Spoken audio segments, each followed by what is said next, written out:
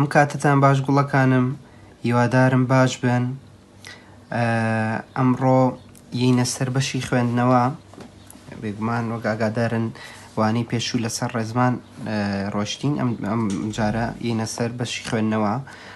ئاشکرایە پێش پشۆکەش ئێمە لە بابەتای ئەوەستین بە فربارین، هەرچەندە ئەمە بوو زووتر خوێنرایە بۆی ئەم پشۆ درێژەوە گەیشتە ئەم کاتە.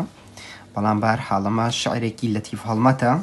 لەتیف هەڵمەتەر وەک لە پەراوێزیشە ئاماژەی پێیەوە. ناوی لەتیف کوڕی مەحموودە، ساڵی 1940 لە کفری لەدایک بووە. ئێستا لە شاری سلێمانیەژی. چەند شعرێکی ناسکی دیکەی بۆ ئێوەیژی کەڵ و زیرەک داناوە. لەتیف هەڵمەت ئەوەی کە گرنگە ئێوە بیزانن، لەگەڵ کۆمەڵک هاوڕێی تریا بۆ نمونە شێرکۆبێکەس گروپی ڕوانگەیان دروست کرد کاتی خۆی ساڵی 1970 بەوە گۆڕانکاریکی گەورەیان لە شعری کوردیا دروست کرد. ئەمە زۆر زۆر گرنگە، یەکێکە لە کارە هەر گرنگەکانی لەتیف هەڵمەت کە شعری کوردی سەر تاپا گۆڕانکاریکی گەورەی بەسەراهاو و داهێنانیان لەناو شعری کوردیا کرد لەگەڵ هاوڕێکانیە کە بە ناوی گروپی ڕوانگەوە دروست بوو.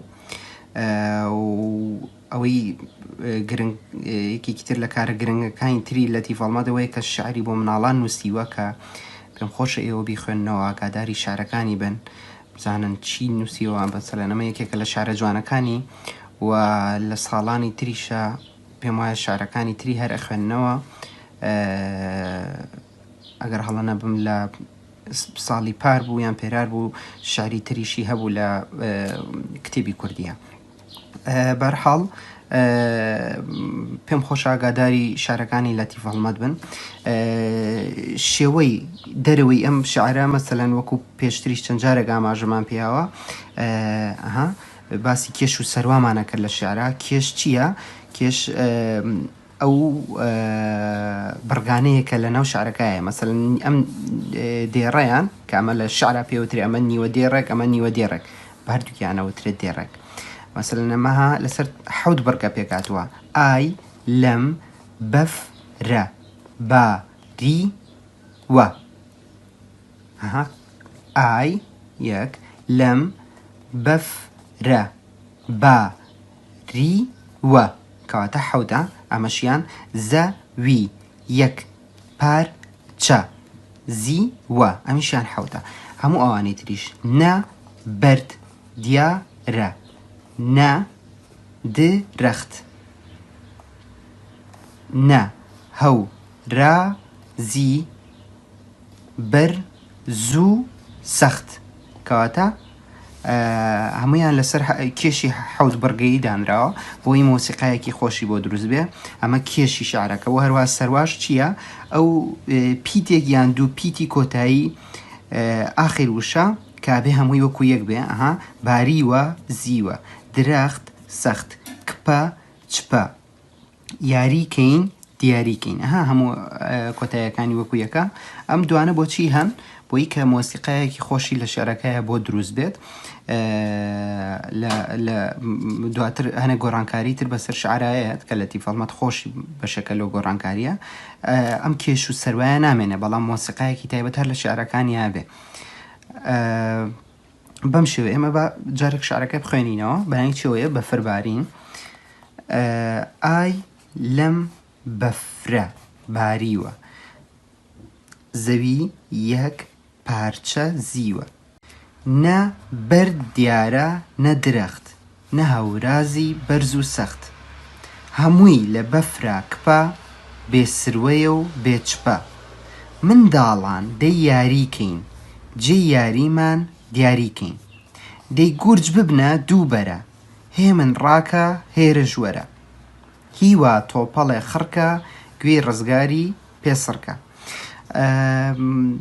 ئەمە یەکێکە لە شعرە جوانەکان کە لەسەر بەفربارینە. ئاشکرایە کە بەفر یەکێکە لە ڕەگەزە جوانەکانی سروشت کە ئەگەر بوونی نەبووە لە ژیانی ئێمە بۆشایەکی گەورە دروست بوو، جوانێکی گەورەمان لە دەسەچوو. بۆیە بەفربارین گرنگە و هەروەها بۆ دنیای مناڵ گرنگیەکی تایبەتتری هەیە.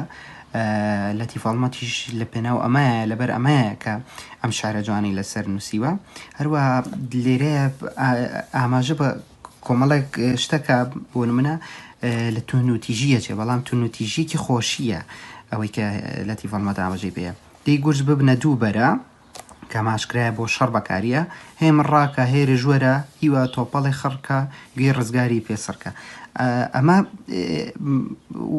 ئەتوانین بڵین ئازارێکی خۆشیە بەڵام ئازارێکی زۆر زۆر کەم کە لە بەفرە هەیە کاتێک کە هاوڕێکە تۆپەڵێکت پێوەنێت و ڕقت لی نابێت چونکە ئازارێکی وایتیانە هەروە لە دێڕەکانی ترە ئاماژە بە چیەتی بەفرە مەسەلەن لەویای زەوی یەک پارچە زیوە ئەیشو بهێنێ ئەی چوێنێ بە زیو هەنی وەکوی و بەفرە زیو بێباری بێ ئەڵێ نەبەر دیارە نەدرەخت نەهاورازی بەرز و سەخت ینی بەفرەکە هەموو شوێنێکی داپۆشیوە و هەروەها باز لە کپی بەفرەکە کاتێک کە بەفرەبارێ دنیا چەند کپ بووە بێسروەیە و بێچپەیانی هیچ سروەیەکی ژیان سروە جۆرێکە لە بایەکە باشە یان بێچپێ هیچ دەنگێک نایە ئەنجا لێرە داوای ئەوواکە کە بێن یاریکەن بۆیە شارەکە سەر تاپامی لەسەر بەفرە و بێگومان خۆ هەموو ئەوەی کە ئێمە لە بەفرای بینین یان هەموو جوانیانەی کە لە بەفرای بینین ناکرێت لە یەک شارە کورت بکرێتەوە بەڵام ئەم بەشێکی گرنگێتی بۆ نمونە چواندنی بەزی و ئەو کپی و بێدەنگی کە لە کاتی بەفرا دروستە بێ بەڵام لە بارانبارین و لە تەرزەبارینە ئەمە ئەواز پێ ناکەین بۆیە شارێکی زۆر زۆر جوانە ئێمە کاتی خۆشی کە لە قوتابخانە شارەکانمانە خوێن بە گۆرانیەوە لە بەرمانە کرد یەکێکەگەر دەنگی خۆش بە گەر هۆش هەستان کرد بە گۆرانیەوە ئامادەیکەم پێم خۆشە بۆمان بنێرنەوە دواتر هەروەها لێرەیە ڕایەنانەکە سێ پرسیاریتیایە و هەروە داوای داڕشتێکی کردووە لە چ وەرزێک بەفرەبارێت سوودی بەفربارین چییە چۆن شێرە بەفرینە دەکرێت هەروە داوای داڕشتێکیشی کردووە لەسەر بەفربارین ئێوە توانن هەردووکی بکەن بەیەک چونکە تقریبا وەڵامی ئەم پرسیارانە توان لە داڕشتنەکە شا بدەنەوە بۆی داڕشتێک بنووسن هەروەها وەڵامی ئەو سێ پرسیارەشی گابێکە بێگومان وەڵامەکانیش ئاسانە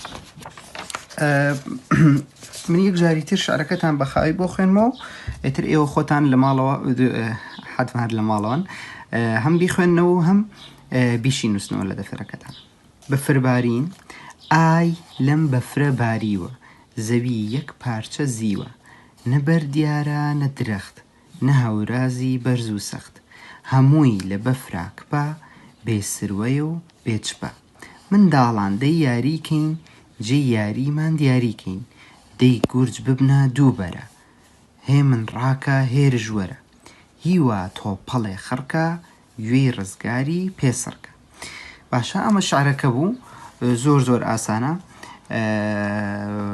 هیچ شتێکی قورسیتیانە پێم خۆشە گەرچان بە گۆرانیەوە لەبەریکەن هەروەها داڕشتەکە ژوت ئاماژەم پێیا بینووسنەوە بابەتی ئەمڕۆمان هەرەوە نەبوو هیوادارم سوودێکی هەبێ سپاس بۆ گرتنتان